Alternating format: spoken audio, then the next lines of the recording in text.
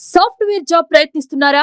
ఏ course నేర్చుకోవాలనే confusion లో ఉన్నారా? మీ ఐటీ కెరియర్ కి సరైన సొల్యూషన్ వి క్యూబ్. గారితో అద్భుతమైన ఇన్సిడెంట్, అద్భుతమైన ఎక్స్పీరియన్స్ అంటే కొన్ని చెప్పండి మీరు. ఫస్ట్ నేను రౌడీ ఇన్స్పెక్టర్ షూటింగ్ చేస్తుంటే పోలీస్ ఆఫీసర్ ముందు నన్నేమో మామూలుగా డైరెక్టర్ గారు రేపు మార్నింగ్ నేను పోలీస్ ఆఫీసర్ని, నేను ఏ జీప్లో వస్తానో పోలీస్ ఆఫీసర్గా పోలీస్ స్టేషన్కి అదే జీప్ పంపాలి, మీరు అది పంపితేనే వస్తాను, లేకపోతే నేను రాను అన్నారు. ఎందుకు బాబు మీకు అంబాసిడర్ కారు ఉంది, ఏసీ కారు బ్రహ్మాండంగా ఉంది, జీప్ ఎందుకు బాబు అన్నా. నేను క్యారెక్టర్ నేను బాగా ఓన్ చేసుకోవాలి, అందుకని నా గెస్ట్ హౌస్ నుంచి ఆ జీప్లోనే వస్తాను. అది కూడా పోలీస్ ఆఫీసర్లు భలే కూర్చుంటారు. అసలు నాకు పోలీసులు అంటే భలే ఇష్టం. ఆ బుల్లెట్ మోటార్ బైక్ అంటే ఓన్లీ ఒక హైట్ ఉన్న బ్రహ్మాండమైన పర్సన్ ఎస్ఐ ఉంటే ఆ బుల్లెట్ ఎక్కితే అందమే వేరు. అట్లా సిఐ ఉంటే జీప్ ఇస్తారు. వాళ్ళు ఆ కాలు బయట పెట్టి ఆ లాఠీ పెట్టుకొని మొత్తం అంతా చూసి వస్తూ ఉంటారు. బాలయ్య కూడా గెస్ట్ హౌస్ సేమ్ ఒక సిఐ ఎలా వస్తాడో ఆ కాలు బయట పెట్టి ఇలా కూర్చొని ఆ లాఠీ పట్టుకొని అటు చూస్తా అట్లా వచ్చి లొకేషన్లో దిగేవాడు. నా మూడ్ అంటే తను అడిగింది ఆ మూడ్ కోసం డైరెక్ట్ అంటే తమాషగా ఒకటిను ఆట పట్టిస్తూ ఉంటారు కదా, ఆ మూడ్ బాగుంటుంది అంటే మేము కూడా నిజంగానే ఫీల్ అయ్యాం. అయ్యా రౌడీ ఇన్స్పెక్టర్లో బాలయ్య అద్భుతం, ఎక్స్ట్రాడినరీ. అంత ఆ మేసం ఇది, ఆ కూలింగ్ గ్లాసెస్, ఆ పవర్ ఏంటో బాలయ్య చూపెట్టాడు. ఫస్ట్ లారీ డ్రైవర్ అప్పుడు ఏంటి అసలు ఫస్ట్ ఆ కాంబినేషన్? ఈ రౌడీ ఇన్స్పెక్టర్లో ఒక సీన్ అయితే హీరో పోలీస్ స్టేషన్లో కూర్చొని ఉంటాడు, మోహన్ రాజు వస్తాడు, వాళ్ళ తమ్ముడిని అరెస్ట్ చేసి జైల్లో పెట్టి ఉంచుతాడు. పెడితే వచ్చి కుర్చీ లాగి కూర్చోబోతుంటే ఒక్క తన్ను తంతాడు బాలయ్య కుర్చీని. కుర్చీ అవతల పడుతుంటే చెప్తాడు, ఈ డ్రెస్ వేసినంత వరకేరా, నేను పోలీస్ ఆఫీసర్ని, ఈ డ్రెస్ తీస్తే నీకంటే పెద్ద రౌడీని రా నేను.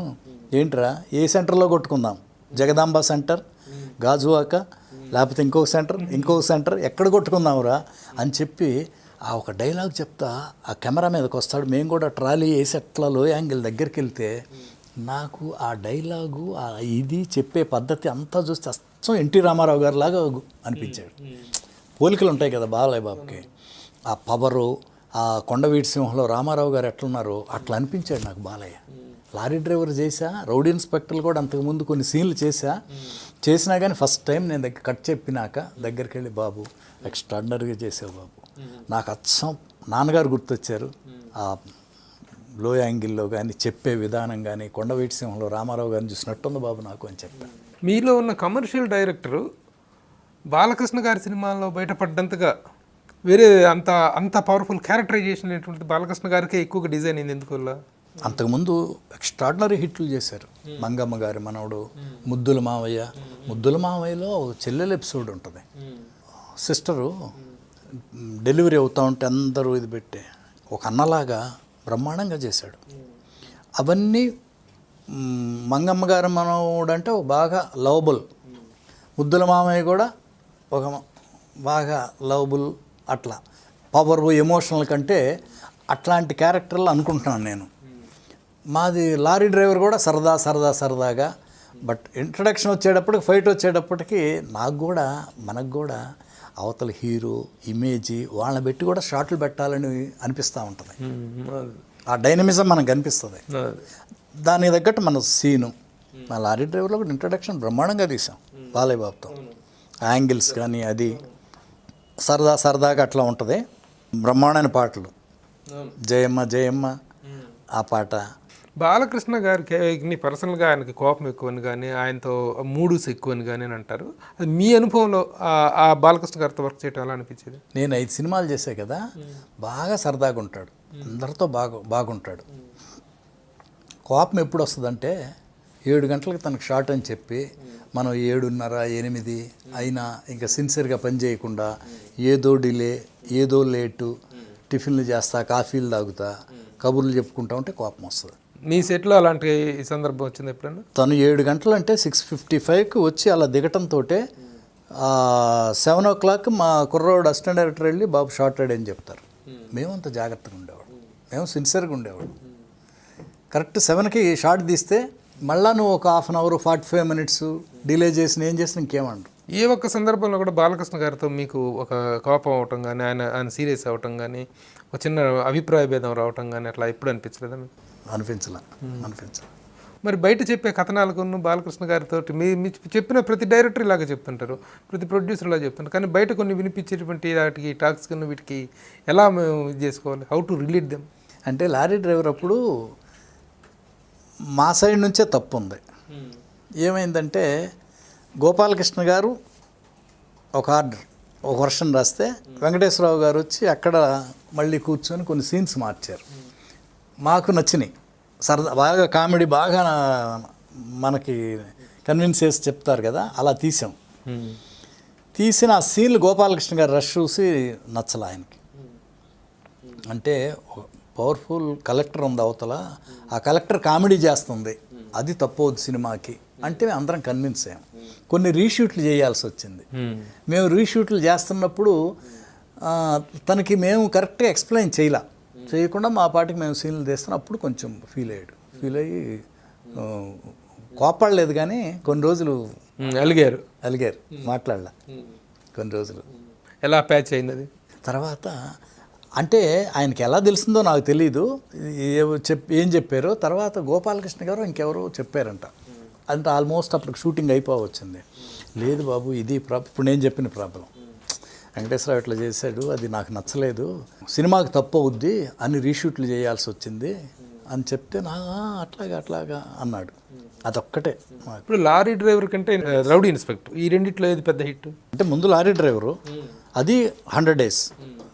రౌడీ ఇన్స్పెక్టర్ కూడా సూపర్ హిట్. తర్వాత సమరసింహారెడ్డి, నరసింహనాయుడు, ఈ రెండిట్లో ఏది పెద్ద హిట్ మీ దృష్టిలో? అంటే ఇప్పుడు సమరసింహారెడ్డి ఇండస్ట్రీ రికార్డ్ హిట్, మళ్ళీ 1 year 1.5 2 years గ్యాప్ తర్వాత నరసింహనాయుడు రిలీజ్ అయింది, ఇది సూపర్ హిట్. బట్ ఈ 2 yearsలో టికెట్ రేటు పెరుగుద్దిగా, ఆ డిఫరెన్స్. సమరసింహారెడ్డి 105 centers ఏమో 100 days, 31 centers silver Jubilee. Narasimha Naidu కూడా కొంచెం అటు ఇటుగా మోర్ దాన్ 100 days 100 centersలో ఆడటం అంటే అసలు సామాన్య విషయం. చాలా అదృష్టం చేసుకుంటే తప్ప అలాంటి హిట్స్ రావు. అంత 4 సూపర్ డూపర్ హిట్స్ తర్వాత పల్నాటి బ్రహ్మానంద డిసప్పాయింట్ చేయడానికి కారణం ఏంటని మీరు విశ్లేషించుకున్నారు? నేను చెప్తాక ఎప్పుడైనా కానీ మనం తప్పు అంటే ఏ సినిమా అయినా సరే ఆడియన్స్కి నచ్చాలి, వాళ్ళకి నచ్చిందా నచ్చలేదా, నచ్చితే హిట్ అవుద్ది, నచ్చకపోతే ఫ్లాప్ అవుద్ది.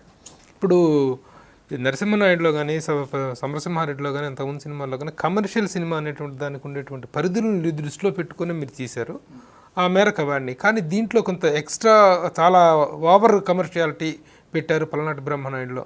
ఆ ట్రైన్ రావటం అనేటువంటిది, కుర్చీ రావటం అనేటువంటిది, ఇవి చప్పట్లు కొడితే కుర్చీ వచ్చేసేయటం, ఇవి ఎలా మీరు కన్సీవ్ చేశారు? అంటే కుర్చీది పెద్ద ఇది కాదు, కానీ ట్రైన్ది బాగా బ్యాడ్ నేమ్ వచ్చింది, బాగా బ్యాడ్ నేమ్ వచ్చింది. అది మీరు కన్సీవ్ చేసినప్పుడు ఏ హోప్తో చేసి ఉంటారు? తప్పే, మనకి బ్యాడ్ నేమ్ రావాలని రాసి పెట్టుంది, వచ్చిందంతే. ఇప్పుడు 100% తప్పే. అది ట్రైన్ది బాగా. ఆ సీన్ చెప్పినప్పుడు బాలకృష్ణ గారు ఏమన్నారు? అంటే బాలయ్య బాబు జనరల్గా సబ్జెక్ట్ చెప్పినప్పుడు సబ్జెక్ట్ ఓకే అన్న తర్వాత ఇక అన్నీ బాగుంటాయి అనుకొని మన వీళ్ళందరూ కన్విన్స్ అయ్యారు అన్నట్టు ఉంటారు తప్పితే ఇది వద్దు అని అట్లా ఇంకా అదే మళ్ళీ ఒకసారి ఇదైన తర్వాత మళ్ళీ అడ్డం పడరండి. మీరు ఒక హై కమర్షియల్ ఇదిలో ఆలోచించారు, వాటి గురించి మిస్ఫేర్ అయింది.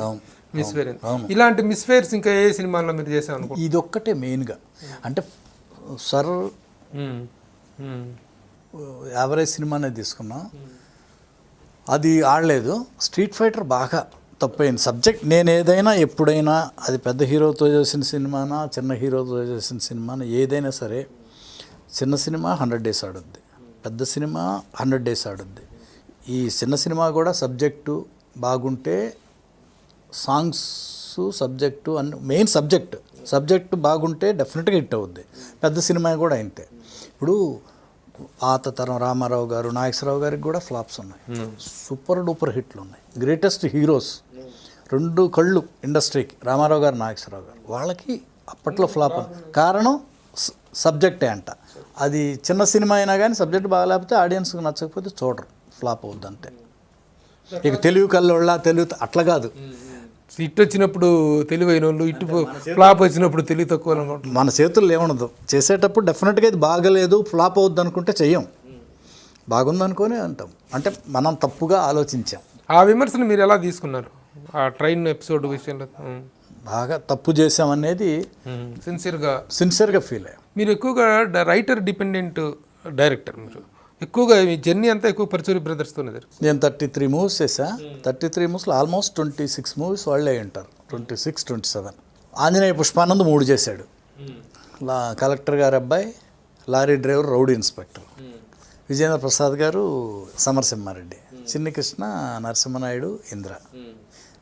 సత్యానంద్ గారు వంశీ, మహేష్ది. పోసాని మురళి 2 సినిమాలు చేశాడు.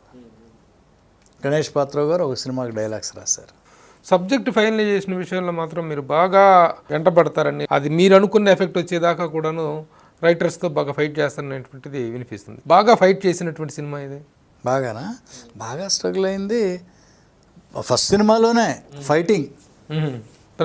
ప్రతిధ్వని రామానాయుడు గారు కూర్చొని ఉన్నారు, పరుచూరు బ్రదర్స్ ఉన్నారు, నేను ఉన్నా. వెంకటేశ్వర గారు ఒక ఆర్డర్ వేశారు, గోపాలకృష్ణ గారు ఒక ఆర్డర్ వేశారు. నాయుడు గారు కూర్చొని ఉంటే వాళ్ళిద్దరు దెబ్బలాడుకుంటున్నారు. నాయుడు గారు ఆవిడ చెప్పింది చేస్తే అవుట్, పోద్ది సినిమా అని. ఇంకొక ఆయన వచ్చి ఆవిడ చెప్పింది కనుక మీరు సినిమా తీస్తే అవుట్, పోద్ది. అన్నదమ్ములు దెబ్బలాడుకుంటున్నారు. ఏమయ్యా నేను సినిమా ఆపేస్తున్నానయ్యా, నేను సినిమా తీను, నువ్వు చేసింది చేస్తే పోద్దని అతను అంటున్నాడు, అతను చేసింది చేస్తే పోద్ది అంటున్నారు, ఎట్లాగో పోయేదానికి నేను ఎందుకు సినిమా తీయాలి, నేను తీయనని. అప్పుడు గోపాలకృష్ణ గారు నాయుడు గారిని, అంటే వాళ్ళు ఎప్పుడు దెబ్బలాడుకుంటారు పరుచూరు బ్రదర్స్, ఆ దెబ్బలాట నుంచి ఒక మంచి సీను, ఒక మంచి ఐడియా పుట్టింది. రామానాయుడు గారికి గోపాలకృష్ణ గారు కానీ అట్లా కాదు, నాయుడు గారు నేను మీకు ఒక లైన్ చెప్పా, ఎప్పుడైనా లైను కథ ఇంపార్టెంట్, దాన్ని కాకుండా ఇంకో రివర్స్లో ఆర్డర్ వేసాడు పోద్దని నా ఉద్దేశం అని కన్విన్స్ అయ్యేటట్టు నాయుడు గారు చెప్తే నాయుడు గారు కన్విన్స్ అయ్యారు. లేదు వెంకటేశ్వరరావు, గోపాలకృష్ణ చెప్పింది కరెక్టు, గోపాలకృష్ణనే ఫాలో అవుదాం అట్లా అని చెప్పి చేశారు. అట్లా దెబ్బలాట ఆ కొంచెంసేపే వాళ్ళిద్దరు కూడా.